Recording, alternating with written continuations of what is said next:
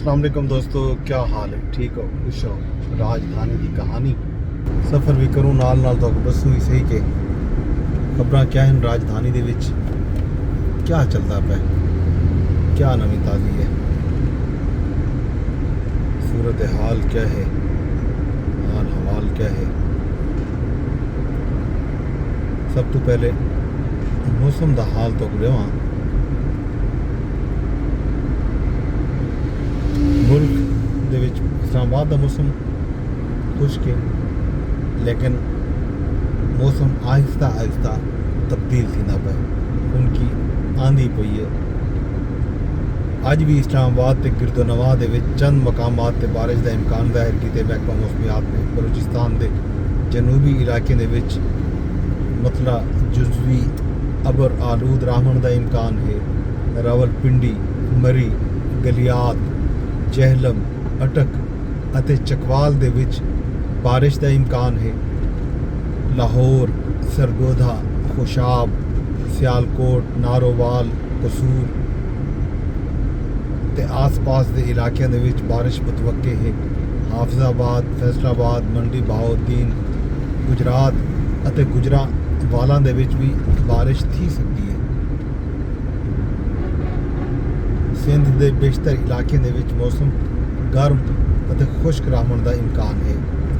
पिशावर, सवात, कोहाट, मरदान ते दीर गरज चमक नाल बारिश का इम्कान जाहिर किया गया। चित्राल, बन्नू, बाजौड़, एबटाबाद, सबाबी अते मानसेरा विच भी बारिश की पेशगोई मौजूद है। गिलगित बल्तिस्तान दे विच तेज़ हवाई अते गरज चमक नाल बारिश थी सकती है। ये है जी महकमा मौसमियात की बारिशों के हवाले नाल पेशगोई। हुण आते सैलाब वाले पासे। दरियावें की सूरत हाल सब तो पहले तो आपको दसावां। फ्लड फॉरकास्टिंग डिवीजन के डेटा के मुताबिक पंजनत के मकाम ते इंजे वेले निचले दर्जे का सैलाब है। उतां पानी का इखराज जोड़ा है 1,85,769 क्यूसिक रिकॉर्ड किया गया। बुड्डू के मकाम ते पानी का इखराज जोड़ा उतना ऊंचे दर्जे का सैलाब, उतले दर्जे का सैलाब है। गुड्डू ते 5,53,559 क्यूसिक रिकॉर्ड थे। दरियाए सिंध विच सखर के मकाम ते भी उतले दर्जे का सैलाब है। उतना पानी का इखराज 5,18,120 क्यूसिक रिकॉर्ड किया गया। सिंध का दरिया का आखिरी बिराज जोड़ा है कोटरी बिराज, उतना 2,99,000 क्यूसिक रिकॉर्ड थे पानी का इखराज। ते गंडा सिंह वाला दे मकाम ते सतलुज दे विच पानी जोड़ा है उतना दरमियाने दर्जे का सैलाब करार दिता गया। तो उतना पानी का इखराज लगभग 90,000 क्यूसिक है। इन तो इलावा जनाब दरिया चनाब ते सलमानकी के मकाम ते पानी का इखराज 79,000 क्यूसिक, बल्कि 79,931 मतलब 80,000 क्यूसिक ठीक है। हैड इस्लाम के मकाम से सतलुज दरिया के पानी का इखराज 63,274 क्यूसिक रिकॉर्ड है। ये सी दरियावें दे विच सूरत हाल। बाकी सरैकी वसों के इलाके जलालपुर, पीरवाला अते अलीपुर के इलाकों के विच पानी का हाल मौजूद है। उत्थां लोगों के रेस्क्यू का अमल तकरीबन मुकम्मल थी चुके बकौल हुकूमत के हुकूमती इदारे दे, लेकिन उतों के जोड़े मकामी लोग हैं या मीडिया उतना मन के प्रोग्राम रिकॉर्ड करना पे, उतना जोड़ा आवाज़ा मीडिया के राहें सोशल मीडिया के राहें आंदिया पैन बज़ाहिर इवें लगते कि उतना हाल ही भी कुछ इलाके ऐसे हैं जिथा इमदादी टीमां पुजण कामयाब नहीं थी सकिया। वजह उनकी ये है कि बहु बड़े पैमाने पर पानी का फैलाव है। हैड पंजनत के मकाम से आख्या ये वेंदा पे कि दरिया के डाउन स्ट्रीम दे विच अलीपुर दे विच एक फ्लड बंद बदींदा पिया 1992 तो शुरू किया तो वो मुकम्मल नहीं थी सकिया। वजह उनकी ये रसेगी है कि मकामी लोगों ने कोई लिटिगेशन की हुई है अपने ज़मीनों के हवाले नाल, उठावन की अदालतें नाल रजू किया हुए। कोई मकामी जिमीदार हैं, वडेरे हैं, काश उन्होंने जोड़ा है रुकावटा पाते हैं, जिंदी वजह तो कोई 5 किलोमीटर का आख्या वेंदा पिया कोई इलाका है उतां फ्लड बंद अजमतपुर के मकाम पर भी नहीं वधी सकिया। ये सारा पानी जिहड़ा अलीपुर दे विच फैले वो सारे का सारा पानी 5 किलोमीटर के रकबे के दरम्यान चो निकथे जै वन के अगों सीतपुर ते खैरपुर सादात ते ये खानपुर डोमा इन्हां सारे इलाके को पानी बुढ़ाए। ये हुण लोग आवाज़ चेंदे पैन, लोग ये आदे पैन कि हुकूमत ई सारे मुद्दे ते ई सारे मामले दे उत्ते इंक्वायरी करावे कि लोगों का नुकसान थे। लोगों ने उत्थां ये आखे कि हुकूमत ऐलान भी नहीं कीते, उत्थों के जेडे मकामी नुमाइंदे हैं वो हथों फ्लड तो 2-3 दी पहले भी वीडियो सोशल मीडिया ते इशो आदे रह गए कि अलीपुर को कोई खतरा कह नहीं। लोग ये जेडे आवाज़ चेंदे पैन सोशल मीडिया ते या मीडिया ते गाल थी पई है कि तुसां महफूज मकामात ते लगे वञो, ये गाल ही ठीक कोई नहीं। ये चीज़ां रिकॉर्ड दे उत्ते मौजूद हैं, ये वीडियोज़ भी रिकॉर्ड दे उत्ते मौजूद हैं, वो लोग भी रिकॉर्ड दे उत्ते मौजूद हैं जिन्होंने ये वीडियोज़ चाढ़ियन।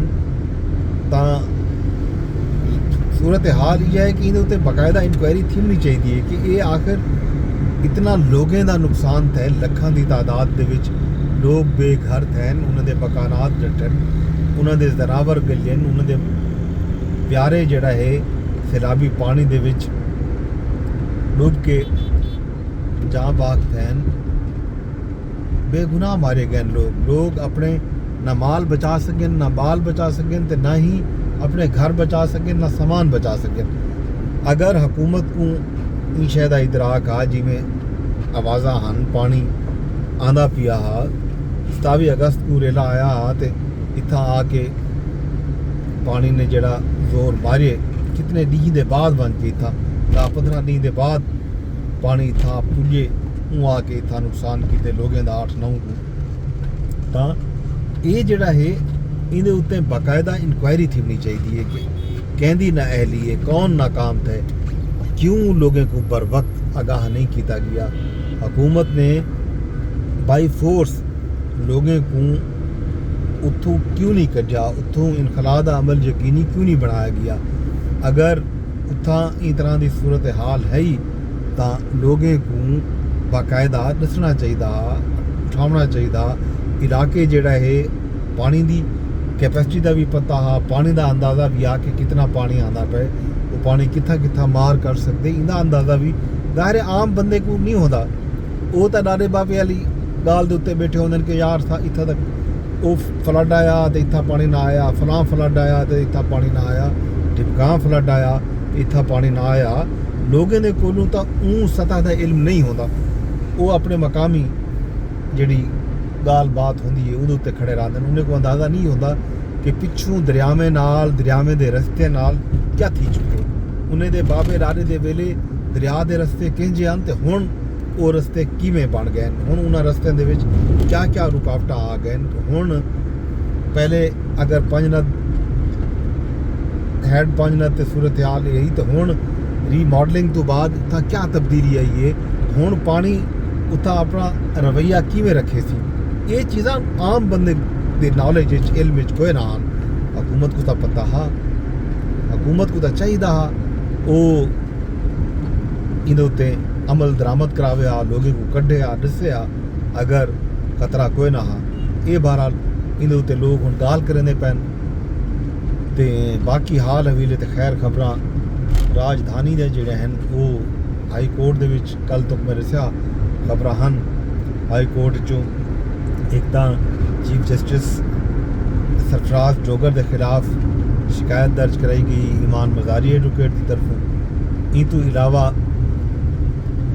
एक बे जज जन जस्टिस तारिक जहांगीरी उन्होंने को काम तो रोक दिता गया। मियाँ दाऊद एडवोकेट की दरखास्त आई तो उहदे विच उन्होंने